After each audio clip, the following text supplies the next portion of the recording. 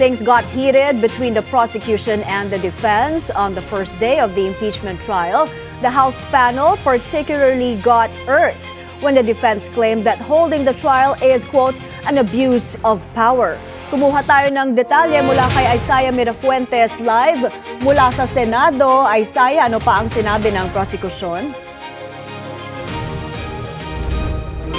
Bayan sa mga oras nga nito, nakikita na natin na isa-isa nang dumarating ang mga miyembro ng prosekusyon dito sa Senado.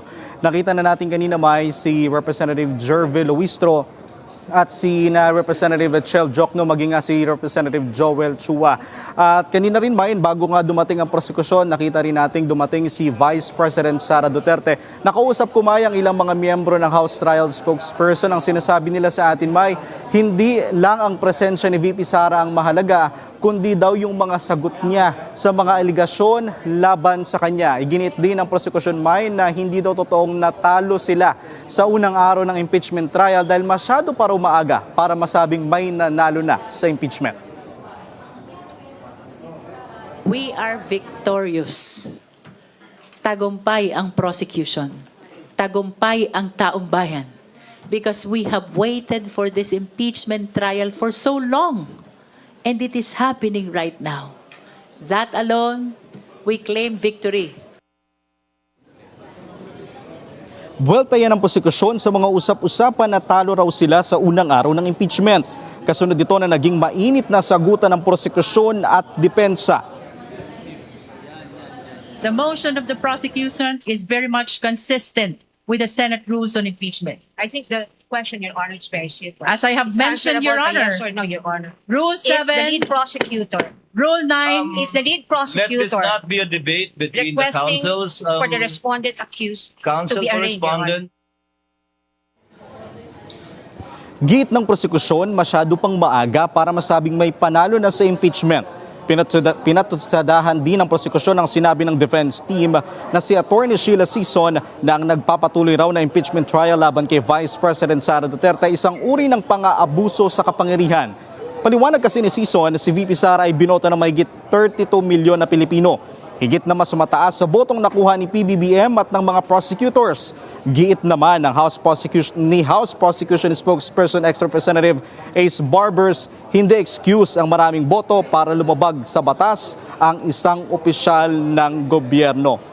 May kabilang nga dyan ay sinabi rin ng prosekusyon na naninindigan silang walang fishing expedition o mini trial na ginawa ang House Committee on Justice noong nasa Kamara pa ang impeachment case ni Vice President Sara Duterte. Anila, ang kanila raw ay naginawa isang clarificatory hearing lamang no, upang matukoy kung may sapat na dahilan o may probable cause ba ang mga reklamo laban kay Vice President Sara Duterte. May kabilang rin sa sinusubukan nating hingin sa panig nga ng prosekusyon, no, yung kanina nung may sinabi si Vice President Sara Duterte na maikling pahayag nung sinubukan nga nating lumapit sa kanya o yung mga miyembro ng media na lumapit sa kanya. Ayon kay Vice President Sara Duterte, "And in this bloodbath, I will be blooded but not unbowed." Yan ang hinihintay pa natin kung anong sagot ng prosekusyon kaugnay nga sa sinabi ng Vice. May. Isaiah, kahapon nabulaga tayo sa pag-preside ni Senator Cheese sa impeachment trial. Ano ang nangingibabaw na reaksyon dyan mula sa prosecution? May kahapon din, tinanong ko yan kay Representative Jervil Luistro. Ang sinasabi niya sa atin, May, ay nare-respeto at ginagalang nila ang desisyon ng mga senator judges. At kahit sino pa raw ang umupong presiding officer ay handang-handa raw silang maglatag ng ebidensya at mga testigo sa nagaganap ngayon o magaganap mamayang impeachment trial. May. Ano rin ang reaksyon doon sa proposal ni Senator Alan Peter Cayetano na si Senator Marcoleta at si Senator Jinggoy Estrada ay payagan na mag-participate sa trial? May ang sinasabi sa atin kahapon ni House House Prosecutor Representative Chel Jokno ay ipapaubaya na nila sa Senate Impeachment Court ang desisyon kaugnay dyan, no? Dahil nga kung threshold ang dahilan daw para nga manatili ang threshold sa 16 kaya pinadadalo itong mga senador na may kaso ngayon. Ang sinasabi nila, May, handa naman na raw sila kahit ilan pa ang threshold na kailangan nila maabot sa impeachment court. Whatever the number is, ang sabi kahapon ni Representative Adjong, no, whatever the number is, kayang-kaya daw nilang maabot ito para ma-convict si Vice President Sara Duterte. May. And today nga, we're expecting a witness from the NBI. Tell us ano ang ine-expect natin dito sa witness na ito sa day 2 ng impeachment trial. May tama ka dyan. No?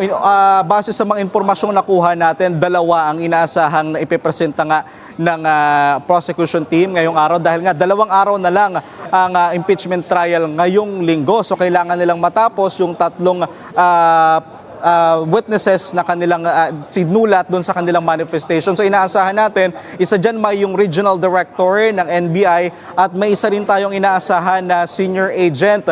So kaugnay nga yan sa Article 4 which is yung grave threats. So, titingnan natin kung mapatutunayan ba nilang may hinire si Vice President Sara Duterte to assassin the first couple and the former House Speaker Martin Romualdez. May. Maraming salamat, Isaiah Mirafuentes ng Abante, nag-uulat mula sa Senado.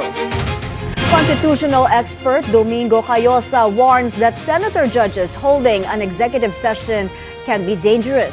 In an interview on BNC's Memo, he said the public deserves full transparency throughout the impeachment trial of the Vice President. That's very dangerous. Because? We've seen it happen, not only in the legislative branch, kahit yung mga korte natin, di ba? Dahil yung nakakalam, yung nandun lang sa korte, magugulantang na lang tayo sa mga desisyon nila na kung minsan walang basehan sa katotohanan o minsan questionable. So, let's prevent that. Nandito, and that's required in the rules. Public lahat. And the Constitution calls for transparency in government. This is one good example where it should be very transparent because involved tayong lahat dapat dito.